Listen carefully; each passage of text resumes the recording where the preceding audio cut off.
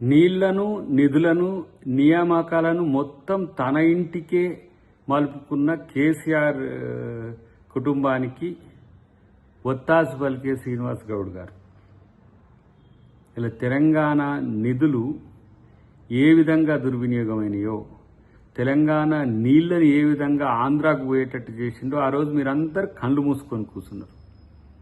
ఇవాళ మీరు వాళ్ళు ఇచ్చే స్టేట్మెంట్స్ను, వాళ్ళు ఇచ్చే ఏమంటాము ఇన్ఫర్మేషన్ పట్టుకొని మీడియాలో మాట్లాడడం తప్పితే బనకచెర్లప్పుడు మీరు కూడా మంత్రిగా ఉన్నారుగా, ఏం చేసిండ్రు మరి?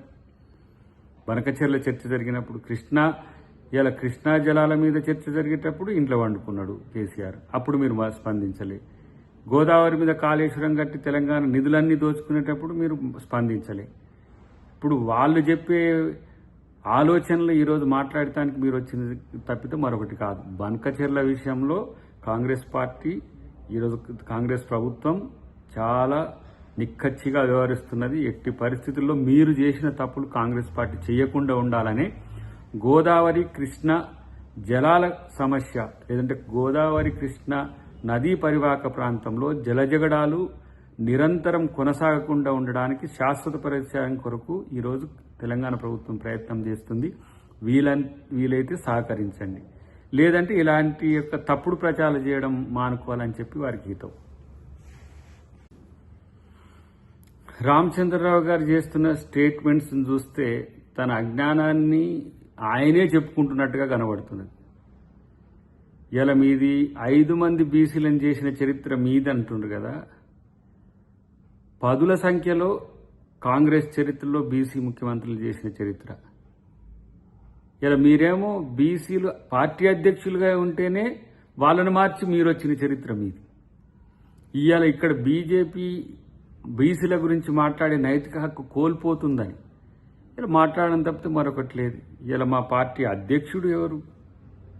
ఒక బీసీని చేసుకోగలిగినాం, మంత్రివర్గంలో స్థానం ఇచ్చినాం, కార్పొరేషన్ పదవుల్లో ఇచ్చినాం, రేపు 42% రిజర్వేషన్లను కూడా మేము ఇవ్వబోతున్నాం.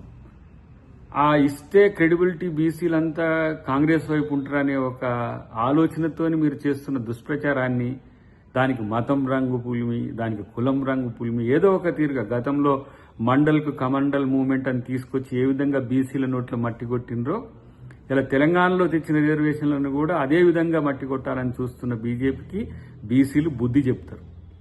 బీసీల ద్రోహ పార్టీగా ఇలా బీజేపీ వస్తున్న వైనాన్ని రామచంద్రరావు గారు గుర్తిస్తే మంచిది. ఎందుకంటే మేము కేంద్రంలో అన్ని మంత్రులు ఇచ్చినాము, రాష్ట్రంలో ఇట్లా చేసినాము, బీసీలను ఫస్ట్ తెలంగాణ కోసం ఇలా బీజేపీ ఏం చేసిందో ఆత్మపరిశీలన చేసుకోవాల్సిన అవసరం ఉందని చెప్పి వారికి సూచిస్తున్నాం. కేటీఆర్ లాగా మరి దొంగతనంగా చెప్పకుండా ఢిల్లీకి పోయే పద్ధతి రేవంత్ రెడ్డి గారికి తెలియదు. ఈరోజు తెలంగాణ ముఖ్యమంత్రి హోదాలో పోతున్న పనులందరికీ తెలిసినాయి. తర్వాత బీసీ బిల్లు కొరకు, సామాజిక న్యాయం కొరకు పోతున్న మీటింగ్ల వివరాలు కూడా తెలిసినాయి. కానీ 50 సార్లు పోయిండు, ఆయనకు తెలిసింది టికెట్లు బుక్ చేసుకోవడం, ఢిల్లీకి పోయి ఉత్త చేతులతో రావడం అనేది నీ విమర్శ అయితే కేటీఆర్. ఢిల్లీకి పోయి ఏం చేసిండో ఒకసారి తెలంగాణ మోడల్ని ఇలా దేశం మోడల్కి ఎట్లా చేసిండో ఒకసారి చూసుకో. మీకు ఎంతసేపటికి రంధ్రాన్వేషణ, హాస్యదృష్టి తప్పితే మీకేం తెలుసు? ఫస్ట్ హైదరాబాద్లో పుట్టిన పార్టీ ఢిల్లీకి పోయి దొంగచాటంగా మోదీని, దొంగచాటంగా అమిత్ షాను, దొంగచాటంగా సీఎం రమేష్ను, ఇట్లా దొంగచాటు వ్యవహారాలు మీకు తెలిసినట్టుగా మరి రేవంత్ రెడ్డి గారికి తెలియవు.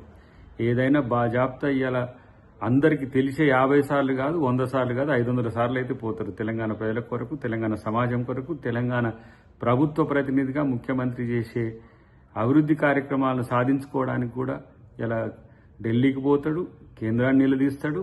మిమ్మల్ని ఏ విధంగా మెడలు వంచి ఇలా మిమ్మల్ని రాజకీయ పతనం చేసిండ్రో అట్లనే తెలంగాణ అభివృద్ధి కొరకు అదే మొక్కవోని దీక్షతో రేవంత్ రెడ్డి గారి చిత్తశుద్ధితో ఉందనేది తెలంగాణ ప్రజలకు అందరికీ తెలుసు.